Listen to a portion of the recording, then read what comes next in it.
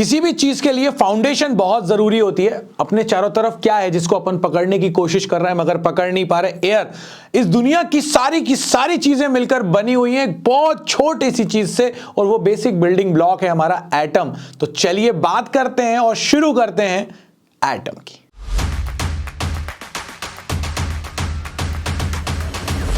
Atom के बारे में जब अपन बात करते हैं ना दोस्तों, तो सबसे पहला मॉडल जो फेल था, कंप्लीटली फेल था, वो दिया था इन महानुभव ने, जिनका नाम था जे थॉमसन।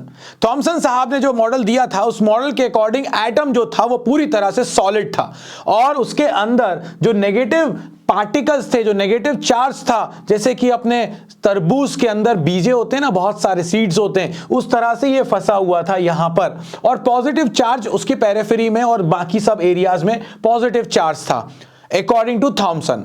बट थॉमसन का ये मॉडल फेल करा था किसी ने, अभी अपन उस पर भी बात करेंगे।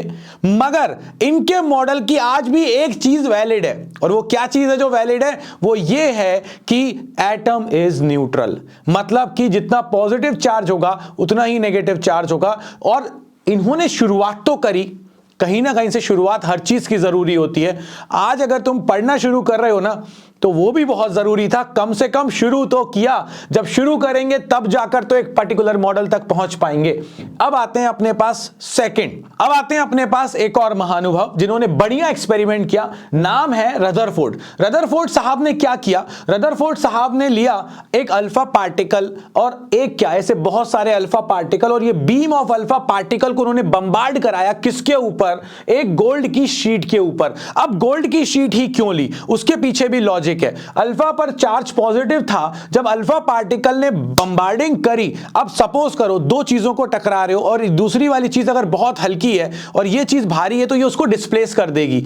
अगर मैं यहां पर गोल्ड की जगह कोई और लेता, लाइट मेटल लेता जो हल्का होता वेट में, तो अल्फा पार्टिकल हो सकता है उसको अपनी जगह से डिस्प्लेस कर देता। मगर यहां पर जो गोल्ड है हमारे पास वो हैवी है, और जब किसी हैवी से टकराओगे, तुम अपनी गाड़ी लेके गए और ट्रक से जाके टकरा गए, तो ट्रक को कुछ होने वाला है क्या? कुछ नहीं होने वाला। तो यहां पर वो ट्रक है हमारा गोल्ड, और ये गाड़ी जो है वो है अल्फा पार्टिकल, और इसके चारों तरफ ये जो चैम्बर है ये डिटेक्शन के लिए लगा हुआ था। अब क्या हुआ? रदरफोर्ड ने जैसे ही एक्सपेरिमेंट किया, अब इमेजिन करो कि मैं यहां पर खड़ा हुआ हूं, मेरा दोस्त वहां सामने खड़ा हुआ है, और मैं यहां से कुछ फेंक रहा हूं, मुझे बीच में कुछ भी नहीं दिख रहा, और मेरे दोस्त को मैं जो भी फेंक रहा हूं वो सारी चीजें मिल रही हैं। मैंने 100 बॉल्स फेंकी, और मैंने कहा यहां से फेंकी, यहां से फेंकी, यहां से फेंकी, यहां से फेंकी। अब मैंने वो 100 बॉल्स फेंकी, और मेरे दोस्त ने उन 100 में से 99 को कैच कर लिया। 99 को कैच करा, इसका मतलब है मेरे और दोस्त के बीच में जो जगह है वो लगभग खाली है। मगर एक बॉल मेरे पास वापस आ गई, या कुछ बॉलें इधर उधर डिविएट हो गई। तो मैंने कहा यार भाई सुन दोस्त, यार यहां बीच में ना कुछ तो गड़बड़ है, कुछ तो गड़बड़ है, समझ रहे हो तुम लोग? तो कुछ तो गड़बड़ थी। वो गड़बड़ क्या थी? वो ये था कि एक चीज यहां पर है जिससे टकराकर मेरी बॉल वापस आ गई। वैसे ही अल्फा पार्टिकल का जब उन्होंने बम्बार्डिंग करवाया किसके ऊपर? गोल्ड के ऊपर, तो यह देखा गया कि 99% अल्फा पार्टिकल्स अनडिविएटेड सीधे चले गए, मगर कुछ अल्फा पार्टिकल अपने पाथ से डिविएट हो गए, और ऐसे बहुत कम थे जो सीधे वापस 180 डिग्री के आसपास से डिविएट होके वापस आ गए। अब ऐसा हुआ तो हुआ क्यों? इस ऑब्जर्वेशन से कुछ कंक्लूजन्स निकाले, बट कंक्लूजन्स पे निकालने के पहले एक बार देखें तो कि अल्फा पार्टिकल की जब बम्बार्डिंग कराई तो हुआ क्या। इतने सारे अल्फा पार्टिकल्स थे, ये सारे के सारे अल्फा पार्टिकल्स हैं दोस्तों, और ये अल्फा पार्टिकल्स जब यहां से जा रहे थे तो अनडिविएटेड जा रहे थे, मगर कुछ अल्फा पार्टिकल्स अपने पाथ से डिविएट हो गए, और ऐसे बहुत बहुत बहुत ही कम अल्फा पार्टिकल थे जो टकराने के बाद बहुत ज्यादा एंगल से डिविएट हुए। जैसे ये भाई साहब ज्यादा डिविएट हो गए हैं, है ना, ये वाले भाई साहब भी थोड़े ज्यादा डिविएट हो गए। सो बहुत कम ऐसे थे जिनका पाथ जो है वो लगभग रिट्रेस हुआ, जैसे इनका रिट्रेस हो गया। सो ये कंक्लूजन्स क्या निकले इससे? इनके कंक्लूजन्स ये निकले कि क्योंकि मेजॉरिटी ऑफ एक्शंस जो है वो अनडिविएटेड सीधा जा रहा है, इसका मतलब है most of the space in an atom is empty, खाली है।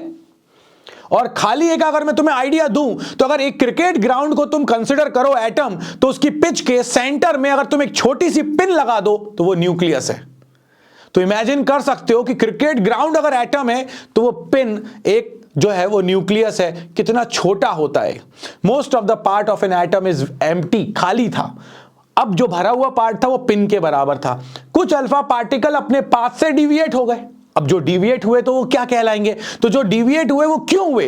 क्योंकि अल्फा पार्टिकल पे तो पॉजिटिव चार्ज था, और अगर अपोजिट चार्ज होता नीचे सेंटर पे जो बैठा हुआ है उस पर, तो वो तो उसको अट्रैक्ट करके बैठा लेता अपने पास, आजा भाई अपन बैठ जाते हैं साथ में, अट्रैक्ट करेंगे एक दूसरे को। मगर यहां अट्रैक्शन वाली कहानी नहीं हुई, यहां पर क्या हुआ? रिपेल हो गया, वो अपने पाथ से डिस्ट्रैक्ट हो गया। इसका क्या मतलब हुआ? इसका मतलब यह हुआ कि जब अल्फा पार्टिकल की बम्बार्डिंग हुई, जो अल्फा पार्टिकल पे चार्ज है वही उस सेंटर पे चार्ज है, और यहां पर अगर अपन देखें कुछ अल्फा पार्टिकल ने वापस रिट्रेस कर लिया। इसका मतलब है जो पॉजिटिव चार्ज है ना वो बहुत छोटे एरिया में है। Whole mass of an atom is concentrated at its centre which is very small and that is having positive charge, और उस पॉजिटिव चार्ज के सेंटर को अपन कहते हैं न्यूक्लियस। तो ये चीज भी क्लियर हो गई। ये कंक्लूजन्स निकाले थे, ऑब्जर्वेशंस थी, ऑब्जर्वेशन से कुछ कंक्लूजन निकाले गए। और फिर अगर अपन पोस्टुलेट की बात करें कि रदरफोर्ड ने मुझसे क्या कहा, तो रदरफोर्ड साहब ने बस इतना बोला कि जितना पॉजिटिव चार्ज है उतना ही नेगेटिव चार्ज है, सेंटर पर उसका पूरा का पूरा मास बैठा हुआ है एटम का, और उस सेंटर को अपन कहते हैं न्यूक्लियस। इलेक्ट्रॉन जो होते हैं, जो नेगेटिवली चार्ज पार्टिकल हैं, वो घूम रहे होते हैं चारों तरफ, किसके? न्यूक्लियस के। वो जो न्यूक्लियस है उसके चारों तरफ अपने इलेक्ट्रॉन्स घूम रहे होते हैं, और घूमने के लिए जो सेंट्रीपिटल फोर्स होता है वो कौन प्रोवाइड करता है? वो न्यूक्लियस और इलेक्ट्रॉन के बीच का जो अट्रैक्टिव फोर्स होता है ना, इलेक्ट्रोस्टैटिक फोर्स, वो प्रोवाइड कर रहा होता है। तो ये तीन उनके पोस्टुलेट्स कह सकते हैं अपन, जो अपन को लिखने हैं एग्जाम में अगर आता है तो। अदरवाइज आपसे जनरली पूछा जाएगा कि उसके ऑब्जर्वेशंस क्या थे, वो ऑब्जर्वेशंस आप मेंशन कर दोगे, आपका काम हो जाएगा। इसके बाद यहां पर अपन से कुछ क्वेश्चंस बनते हैं, और वो क्वेश्चन अपन से बनते हैं डिस्टेंस ऑफ क्लोजेस्ट अप्रोच पे, कि यार एक बात बताओ आप तो हमको कि डिस्टेंस ऑफ क्लोजेस्ट अप्रोच। अब डिस्टेंस ऑफ क्लोजेस्ट अप्रोच क्या है? हम लोगों ने ये पढ़ा है इलेक्ट्रोस्टैटिक्स में कि वर्क डन का फॉर्मूला होता है W = QV। ठीक, अल्फा पार्टिकल को एक्सेलरेट करना है, एक्सेलरेट करना है तो तुम्हें उसको एनर्जी देनी पड़ेगी ना, पोटेंशियल डिफरेंस देना पड़ेगा ना, तब जाके तो अल्फा पार्टिकल एक्सेलरेट होगा। या फिर आप ये बोल दो कि इसका मास m है, इसकी वेलोसिटी इतनी है, तो काइनेटिक एनर्जी होगी। अब अगर कोई चीज रिपेल कर रही है, सपोज करो यहां पर मुझे एक रिपल्शन हो रहा है, यहां पॉजिटिव चार्ज है और मैं यहां खड़ा हुआ हूं और मैं इसकी तरफ भाग रहा हूं, तो ये मुझे रिपेल करेगा, तो मेरी स्पीड तो कम हो रही है ना, मेरी स्पीड कम हो रही है, मेरी स्पीड कम हो रही है, और एकदम एक टाइम आएगा कि जब मैं इतना पास आ जाऊंगा कि फोर्स इतना हो जाएगा कि मैं रुक जाऊंगा, और फिर शायद मैं वापस भी भाग जाऊं। मगर अगर मैं इसकी तरफ जा रहा हूं तो पहले मेरे पास काइनेटिक एनर्जी बहुत ज्यादा है, जैसे जैसे मैं इसके पास गया मेरी काइनेटिक एनर्जी कम हो रही है, मगर इस दुनिया की एनर्जी तो कंजर्व है, तो वो एनर्जी गई कहां? मेरी काइनेटिक एनर्जी कम हो रही है तो गई कहां? तो हमने कहा कि भाई दुनिया की एनर्जी कंजर्व है, आपकी काइनेटिक एनर्जी कम हो रही है, तो इसका मतलब है पोटेंशियल एनर्जी क्या हो रही होगी? बढ़ रही होगी, क्योंकि टोटल एनर्जी तो कांस्टेंट है। सो जब यह अल्फा पार्टिकल यहां से उठकर यहां की तरफ भागा तो काइनेटिक एनर्जी उसकी कंटिन्यूअसली कम हो रही है, कंटिन्यूअसली काइनेटिक एनर्जी कम होती गई, यहां पर जाकर रुका और फिर ये वापस आया। जैसे कि ये पेन मैक्सिमम हाइट पर इसकी काइनेटिक एनर्जी हो गई थी 0, तो टोटल एनर्जी क्या थी? पोटेंशियल, फिर वापस आने लगा।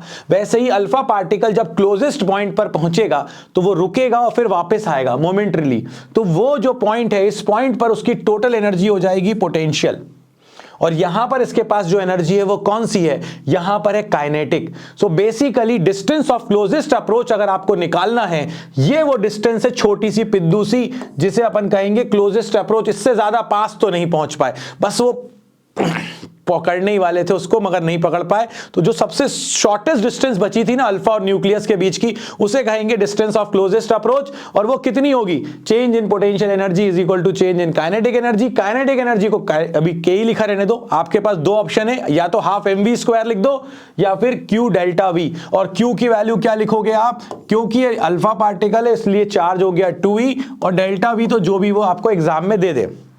यहां पर पोटेंशियल एनर्जी का फॉर्मूला क्या होता है? पोटेंशियल एनर्जी का फॉर्मूला होता है 1/4πε0 Q1 Q2 by R electrostatic. Q1 क्या है? अल्फा पार्टिकल पे चार्ज कितना है? 2e, तो ये हो गया 2e। और न्यूक्लियस पे कितना चार्ज होता है भाई? न्यूक्लियस पे चार्ज होता है Ze। Z होता है एटॉमिक नंबर, पढ़ चुके हैं अपन। सो एटॉमिक नंबर, सो यहां पर आ जाएगा अपने पास ZeQ1 into 2E Q2 upon R, और ये R ही है डिस्टेंस ऑफ क्लोजेस्ट अप्रोच। इसको इधर ले जाओ, काइनेटिक एनर्जी को नीचे ले आओ, आपके पास R निकल के आ जाएगा। अब अगर अपन देखें यहां पर तो एक और पॉइंट अपने पास यहां से पूछा जाता है, और वो पॉइंट क्या है अपने पास, वो है इंपैक्ट पैरामीटर। इंपैक्ट पैरामीटर क्या होता है, तो बेसिकली इंपैक्ट पैरामीटर अपन से ये कहता है कि अगर ये अल्फा पार्टिकल इस लाइन ऑफ साइट पर आ रहा है, तो ये जो अपने पास न्यूक्लियस की जो लाइन है, ये सेंटर, इस लाइन से जब ये इसके पास आएगा तो ये इस एंगल से यहां से डिविएट हो रहा है ऑब्वियसली कुछ थीटा से, तो ये जो परपेंडिकुलर डिस्टेंस है इसकी वेलोसिटी का ये लाइन और ये जो सेंट्रल लाइन है, इनके बीच में जो गैप होता है, इस गैप को ही अपन कहते हैं इंपैक्ट पैरामीटर। डेफिनेशन वाइज देखा जाए तो impact parameter is defined as the perpendicular distance between the path of projectile, ये है path of projectile, and the centre of the potential field created by the object that the projectile is approaching. मतलब ये centre वाली field, ये line और ये अपने पास जो वेलोसिटी ऑफ प्रोजेक्टाइल है, इनके बीच में जो परपेंडिकुलर गैप अपने पास बन रहा है, इसको अपन बोलते हैं इंपैक्ट पैरामीटर। चांसेस बहुत कम है, मगर क्या है, बाबा जी को बोनस देने की थोड़ी सी आदत है, और ये इसका फॉर्मूला है। बट इस फॉर्मूले पे ज्यादा टेंशन मत लेना, याद क्या रखना है तुम्हें, जो इंपैक्ट पैरामीटर है that is directly proportional to cot θ/2। अगर ये दिमाग में रख लो तो ज्यादा अच्छी बात है, और ये कहलाता है इंपैक्ट पैरामीटर। ज्यादा जोर मत देना, फिर बोल रहा हूं तुमसे। आ जाओ भैया नेक्स्ट पर। नेक्स्ट अपन से क्या बोलता है, क्योंकि रदरफोर्ड साहब ने दिया था मॉडल, इस मॉडल के साथ कुछ लड़ाइयां हो गई। लड़ाइयां क्या हो गई, उन्होंने ये कहा कि भाई जब कोई चीज घूम रही है और कंटिन्यूअसली अपनी डायरेक्शन बदल रही है, अब ये इलेक्ट्रॉन है, ये घूम रहा है, कंटिन्यूअसली अपनी डायरेक्शन बदल रहा है, तो वेलोसिटी बदल रही है, और change in velocity upon time को अपन बोलते हैं एक्सेलरेशन। इसका मतलब ये कंटिन्यूअसली एक्सेलरेट हो रहा है। अगर ये एक्सेलरेट हो रहा है तो इसकी एनर्जी तो कम होती जाएगी, तो कम होते होते होते एक दिन आकर ये ऐसा होगा कि न्यूक्लियस में गिर जाएगा। मतलब एटम इज अनस्टेबल। ये किसने कहा, मैक्सवेल ने।